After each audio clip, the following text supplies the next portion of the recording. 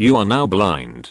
Permanently. On mobile. Sorry for formatting. I played in a Pathfinder campaign with some friends that started about 2 years ago. This campaign was a nightmare of broken house rules and poorly interpreted official rules that only ever benefited the DM and his wife's PC. This particular story is one that a friend from that campaign happened to remind me of recently, and it occurred way back in the very beginning of the game when our players were level 23. By this level we had taken over control of a town as its leading governmental body using modified kingdom builder rules. Level 23 mind you. Having literally fought in 2 fights, one being against plants in a farmer's field and the other fight being against evil lumberjacks who were polluting a river. We were given control. No checks, no discussion, no asking. It was just handed over. Anyway, I digress. The actually story happens roughly one downtime month in game time. Effectively a month where the party just got the town settled and that's it. We got news of an army marching toward us. The only info was the direction it was coming from, and that it was huge. Over 1,000 strong. We had no army, and were very low level. But we also had very little info on the enemy. So our group decided to send off a scout, my character, to try and get more info on the enemy army, while they focused on getting the population of the town, a few hundred total, to safety. The DM seemed a little surprised that we weren't planning on taking our 27 level 1 soldiers and bringing them with us, but that's also not for this story. So off my character goes to do some scouting. Some quick info on my character. I'm level 2, I'm a druid. I'm small sized and have a medium sized flying mount. So it makes sense that I could fly high above the enemy army on bird back and try and glean some extra info from relative safety. So I told him I'd be flying as high up as I could above them and still be able to see what's going on with my spyglass. It took a day or two to actually locate the army, which was only 3 days march at that point from getting to our town, and the DM had said it would take 1 week before our town was evacuated safely. I also knew that the army I was watching seemed very ill equipped, save for a few hundred of them, and that they only had 1 spellcaster that I could tell. How I was able to determine there was only 1 spellcaster I don't really know, but I went with it. Well, I knew that I would need to delay this army for 2 days to ensure the safety of the people I was over, and so I flew a mile or 2 ahead of the army where a wooden bridge stood crossing a deep, fast moving river.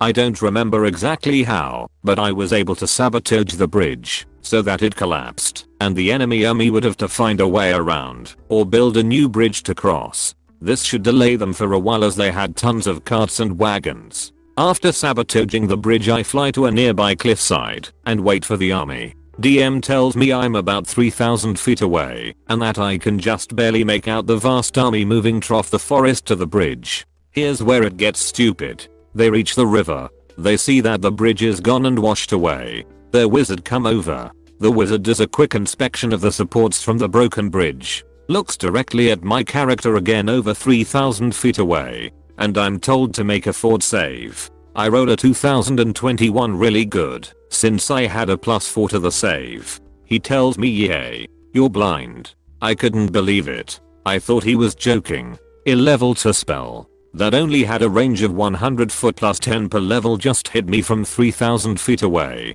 and a save near maximum at my level didn't do it. On top of that, this magic user saw me to begin with, a single small creature. Well, I ask him how long the effect will last, and he says you don't know, but you're pretty sure it's permanent. I'm ticked. Luckily I, along with another player, are able to convince the DM after much debate to let my bad take me back to the party, so I wasn't completely screwed. But my character was made blind permanently until we managed to find a cure a few sessions later. That was just the beginning of long and painful journey through a campaign that never should have happened. Bonus content. I later used that same exact spell with a wizard after my druid left, and the DM told me that he was ruling that it was a touch spell. So that sucked. Has anyone had issues with that before?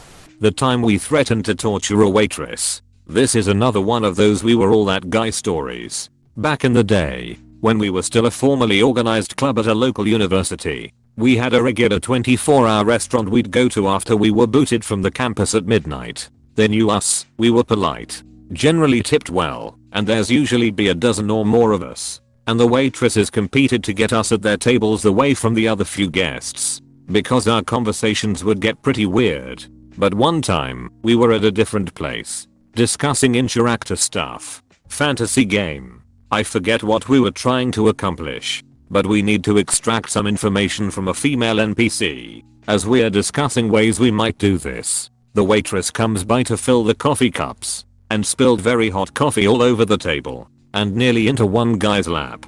She apologized, mopped up, and ran away in embarrassment. Not all that unusual an event, really, but as she scurried away, as part of the interactive conversation, one of us suggested, well, we could always torture her. The poor waitress was just close enough to hear, and misunderstood the context of the comment, and went from scurrying away to pretty much running away, which, of course, we thought was hilarious. We got zero service for the rest of the night, and there was a busboy at the end of the aisle, keeping an eye on us till we left. We left a really big tip, and never went back to the same restaurant.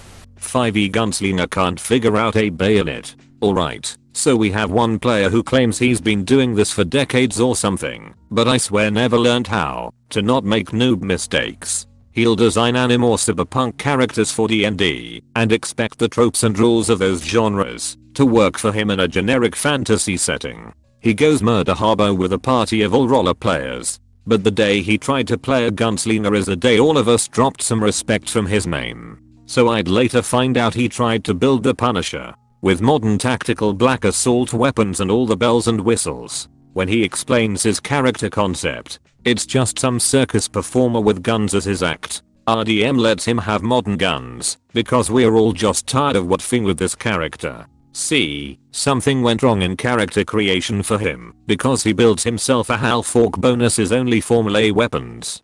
Guns are not melee in case anyone was wondering. With maximum strength UA gunslinger / artificer is dexterity / intelligence, and gave himself negatives in dexterity, intelligence, and charisma. Charisma will come up later, so he's early level and doesn't have the dual pistols, super shotgun, sniper rifle, and LMG that he wants.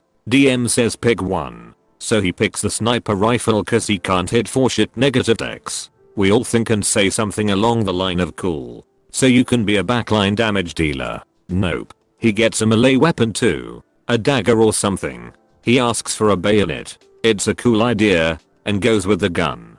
We like the idea. DM asks if he keeps it on the gun. Nah, I wanna use it like a knife. Whatever, he probably wants to emulate Hellsinger Bridged or something. We figure he'll put it on his gun when he wants to use it. First combat gunslinger, I run right up to him and fire point blank. DM, rifles get disadvantage at point blank. Gunslinger argues he should get a +10 at point blank for 15 minutes. Me, dude, it's in the rules. DM made a call, so take it up with the writers of 6e. Gunslinger, well if I knew that before I'd just make a melee attack. DM, okay, with your bayonet? Gunslinger, no, with the butt of my gun.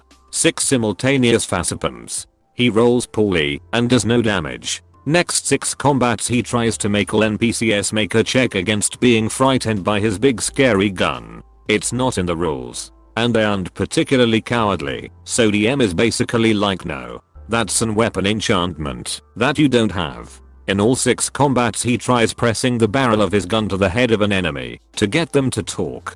Half the time we aren't looking for information of any kind. The other half he doesn't understand why he gets a negative when his charisma modifier is negative and he doesn't have proficiency in intimidation. We all collectively agree he doesn't know how to play and make him a new character of the same class, name, and backstory. Second combat, Gunslinger, I flip over the couch and John Woo all over the room. DM, I don't think there are bullet time rules in this game. Is that an aspect of the class? Gunslinger, no, but it should. DM, then no. Make an acrobatics check to see if you clear the couch and can shoot while flying through the air. Gunslinger, it should at least give me advantage on my roll to hit, or double my damage. DM, neither of those suggestions make sense. I'm down with the rule of cool. But by the time he wanted to John Woo we knew he hadn't read his class, which he begged to keep when we redid his character, and were just so done. He still claims he knows what he's doing to this day. Edit. I forgot to mention. He never used his bayonet. Not once. He put it on his gun once though. That was a delight. Still user, but of the rifle to attack. ___.